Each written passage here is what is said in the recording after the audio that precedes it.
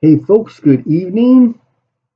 I'm taking some new sleep medicine and I need to take it timed after I eat, but time before I go to bed. So I need to stay up for another half an hour. My kids are watching some horror movie upstairs. Yeah, Merry Christmas. But I figured I'd go ahead and try and get another installment of the Red Book. Ouch. So we are on tea spells. And I think I'm going to have to do two videos on tea. The first one is Tamboro. Maybe. New spell. Okay. Cast upon a group of dancers. It says it can be up to the entire tribe. Now, I'm guessing we've got this 160-meter range still requirement. Oh, it says range is special. Oh, because of the hearing thing. That's right. We'll get to that. Okay, so the caster must play a drum and permanently sacrifice one or more points from one or more of their characteristics. Strength, size, power, etc. Right? It was a 7. Holy cow! Permanent sacrifice. What is this thing going to do? All the participants in the dance that succeed in their dance skill at least once, right, get to add those points to their attributes for the spell's duration. I give an example. The drummer sacrifices 3 points of permanent intelligence, which means he cannot get it back. Because he can't increase intelligence, right? All successful dancers have their intelligence increased by 3 for the spell's duration. Okay.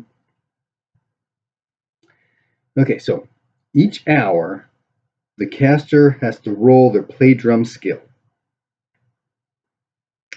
Each time they fail,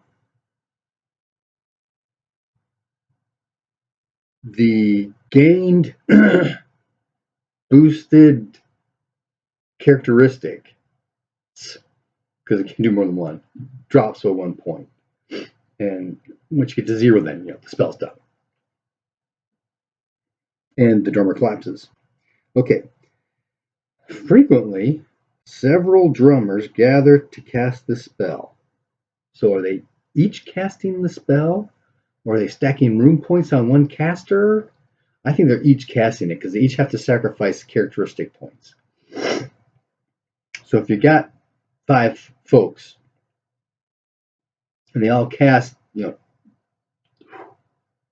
they cast this spell and they sacrifice a point to each one of the first 5 characteristics, and all dancers, their first 5 characteristics all go by 1.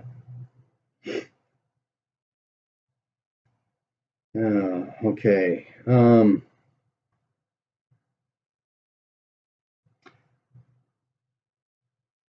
But by adding drummers, you can also increase the distance that the sound carries. I don't know if that's just the physical aspect of having 2 drums pounding out a tune as opposed to 1, or are we talking about, physical distance between the drummers and, I don't know.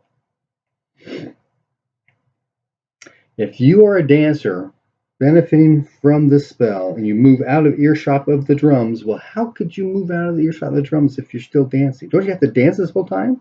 Because it's the dancers, or do they just have to, make their dance roll once and they go off and do whatever they want? As long as they're within hearing of range of the drums. I can see that being more effective. Because if they're just dancing for the whole time, what's having increased characteristics do for dancing? I don't know. Okay. So they can no longer hear the drums. They don't get the boosted characteristics. But if they do come back, they get them all back. Okay. Yeah, I'm not sure. I would like to see a description or an example of how this is used and what you would use it for. Okay, Tangle Thicket. This spell requires seeds that are so special and rare that usually only 1d6 seeds are available per year to any one shaman or gardener. Gardener is a shaman class of the Aldrgami. Gardeners are shamans. I don't think we need to pull them out separately. The seeds keep indefinitely. Okay, so we're just talking about the seeds at this point of the spell description, right? They're special, they're rare, there's only d6 available, and they keep indefinitely. Okay, good to go. That's just all physical things about the seeds, right? Now we should get to the spell. When the spell is cast, and the seeds are thrown onto arable ground, each seed grows into a 3-meter cube of impenetrable tangle. Thicket.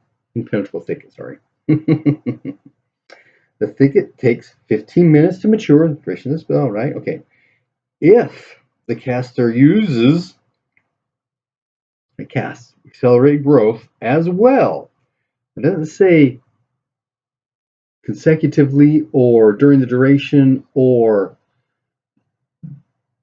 in conjunction with some other word I had used earlier, right? Casting them together, right? The thicket matures in just 7 melee rounds. Much, much faster. Cutting the thicket damages the weapon by 9 points per round, as if it had been parried with 9 points of things, right? So, as long as your weapon has more than 10 points, 10 hit points, you can chop right through it.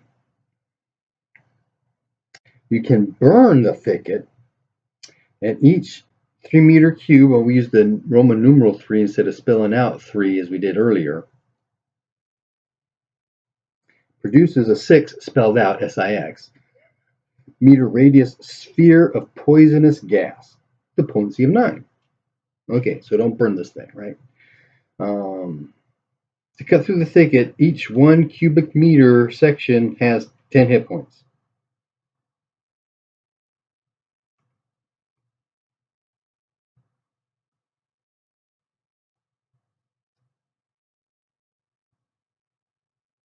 Is it stop at 9 hit points where the stuff is acting as a parrying weapon every time you attack? So you've got to do more than 10 points of damage to the thicket in order to do any damage to the thicket. Maybe. That's almost making some sense here. And, obviously would then take, a lot longer to cut through. Okay. The thicket will die in 1 day unless it's maintained with 1 magic point per seed per day. Is this boosting? So you have to put all these magic points in when you cast the spell? Or can you just wander up to the thicket every day and give it a magic point per seed per cubic meter? No, it's magic point per day, per seed per day. So you got 5 seeds out there, 5 magic points. You come out next day, 5 more magic points. So you can keep that up indefinite, right? Unless you're maximizing your magic points out every time. I'm not. It says maintained though, not boosted. So that's what I think, is you can just, the spell is active because it lasts for a whole day. So you cast it, in the middle of the day you go out and give it an extra magic point per seed. And the next day you come out, magic point per seed, and you just keep it up indefinitely. Yeah. Okay. Tame Bull. Hold spell. Caster must overcome the target bull's power, and when he does so, is able to calm the bull enough to do a number of things. You can castrate it, you can hitch it to a plow, you can even ride it, okay? The spell works on all male cattle, including herd beasts, right? Castrated cattle, don't have to specify that out specifically, but it says oxen in parentheses. And sky bulls. It can also calm a berserk storm bull cultist. That's actually kind of handy. Puts them in a peaceful mood. Okay. Teleportation. Hold spell. The caster can teleport to any spot they can see directly or through the eyes of an allied spirit. Now, if the allied spirit has to be in your sword, that's not going to do much good. But if it's in like a sky, well, a hawk or something, some other familiar, right? It can be out somewhere else, right? That can make it very handy. Okay, each additional point stacked, although this is a non-stackable spell, so I don't know why they say that, because we stack it to get extra people. For each additional point stacked lets the caster teleport 1 extra living thing at the same time, provided they are touching. They all have to touch the caster in order to be teleported with the caster. And the intended destination must be an actual location capable of accommodating the target. Like an example, it can't be something like into the sky. So you're teleporting somebody else up into the sky, kind of thing. Okay, which gets us to the next paragraph, right? If this spell can be used to teleport someone else, well, we just described the fact that we can take as many people as we want with them as long as we're stacking, right, with rune points. I think what I mean is an unwilling target here. It can be used to teleport an unwilling target, but you must be in physical contact with the target and overcome their power. You don't have to overcome power of willing participants, right? Okay. Next spell, Terrify Horse. New spell. Only affects horses. Okay. Causes the horse to panic with no chance to resist. It immediately rears, turns, and flees in an uncontrollable gallop.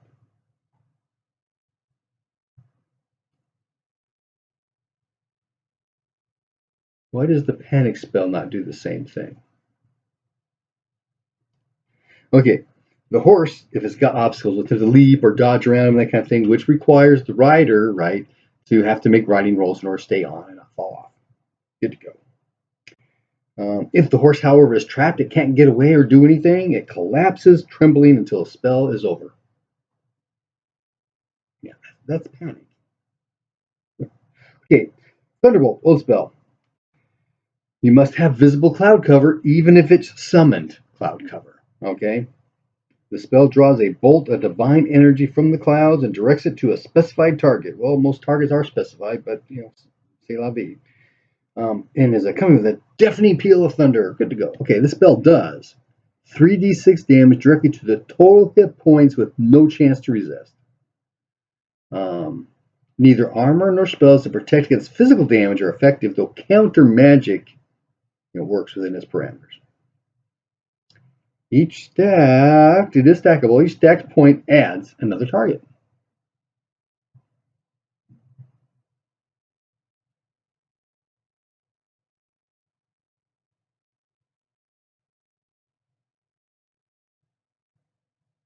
I still can't get this teleportation being non-stackable, but you're stacking to add targets. Okay. Next spell, Tongue, new spell. This turns your tongue, not your tongue, the target's tongue, but it's self. So it turns your tongue, target itself, turns the casters. Oh, the things I catch as I reread. Okay. Turns the caster's tongue into a weapon with a 3-meter range and a base attack skill of Dex times 5. It doesn't say it here, but most of these things allow you to increase that skill with experience. But it doesn't list it here, not in this one. Oversight? Yeah, I would think so. Okay, with each successful attack, the target, the caster, the caster must overcome the victim. I would say the target's power, because you're shooting at you're targeting somebody, right? You have to overcome their power. So you hit them with your tongue if you make the roll, right? And if you do physically hit them, then they have to overcome their power. And when that happens, they take 4d3 damage. But armor does protect. Okay. Transfer pregnancy, new spell. Spell transfers a pregnancy from between willing females of the same species. You can stack this spell. The caster can stack extra points plural, for each of the following modifiers. So if you want to do something different, that you want to do one of these modifiers to this spell, you can stack it to do these things, right? It takes an extra point, because it's a 1-point spell. It takes an extra point if the targets are different species. Okay. It takes another point, it takes a point if either participant is non-sentient. It takes a point if any participant, but since there's only 2, I would say either participant is not a biological female. Okay, then we get a whole bunch of transform head spells. These are kind of cool. I can remember this spider one I had in my game. Okay, first one, transform head bee. So you turn your head into that giant bee, right? But this gives you the ability to store liquid food internally, and you can drink from flowers. Okay. You can drink any kind of liquid. It doesn't have to be from flowers. You can drink beer or honey or water or whatever, right? But you store it internally without harming the liquid at all. Now, if you drink two different kinds of liquid, they do mix. The target can then disgorge the liquid later, and it's still perfectly drinkable. Now, the liquid that you consume, that you store internally, this liquid can be safely stored past the duration of the spell, but you can't expel it unless you cast the spell again. Okay, Transform Head Beetle gives you an extra bite attack, or just gives you a bite attack. I think that's what, I'm not sure what they mean by extra here. Okay, so you get the bite attack, does 2d6 damage plus your damage bonus. Your chance to hit is 5 times your dexterity, and now it says which can be improved with experience. Why could not the tongue attack do that? Okay, it has a strike rank cost of 3. So I'm assuming that's dex strike rank plus size strike rank plus 3 is when the bite occurs. Okay. Also, your head gets 6 points of armor. Okay, Transform Head Lion. Oh, these are all new spells, by the way. Turns the head into a lion, right? You get another extra bite attack. Base skill is only dex times 3. And again, it says which can be improved. Why not the tongue attack? I don't know. It does a d10 damage plus damage bonus. You may bite each round, as well as attack and parry or dodge. Well, you can always attack and parry or dodge. Maybe that's what I mean by extra. You get this extra attack, it can be a bite. I don't know. It's just poor wording, I think. So, as well as their regular attack, right? You can always parry or dodge, right? Multiple times. Okay. The bite must take place 3 strike ranks apart from any other attack the target makes. So either 3 strike ranks before your normal attack or 3 strike ranks after your normal attack. Why is this bite different on when it hits than the other bite? What is it about lions are different than beetles? I don't know. Okay, Locust has 3 points of natural armor, grants you a bite attack instead of an extra bite attack. Skill's only 25%, but it can be improved with experience again. Does 2d6 damage, but you don't get damage bonus on this one apparently. Target can devour anything at will. Now that's cool. As long as it's not actually poisonous or physically harmful, right? Like hot glowing metal. You can't just chew that up. Okay, Transform Head Moth. You get long, feathery antennae that can track certain specific objects quite well. So when the spell is cast, the target specifies certain animal or plant species that it's sensitive to, right? So the target then gets a 100% chance. That'd be the same as a 95 though, right? Because a 96 and above always fails. Okay. 100% chance to track that type of being or 100% chance to detect that species and can pinpoint its location within 160 meters. That's pretty cool. Okay, Turtle. Transform Head Turtle. You can hold your breath for 15 minutes. 3 points of armor. You lose the power of speech. Shouldn't there be a bite involved here? Or maybe I'm just thinking snapping turtles, which are different. And this is kind of long, so that's where we will end. One more T, and then after that, I think we've got U and V, and then we've got W. So 1, 2, 3 more videos, maybe. Happy gaming.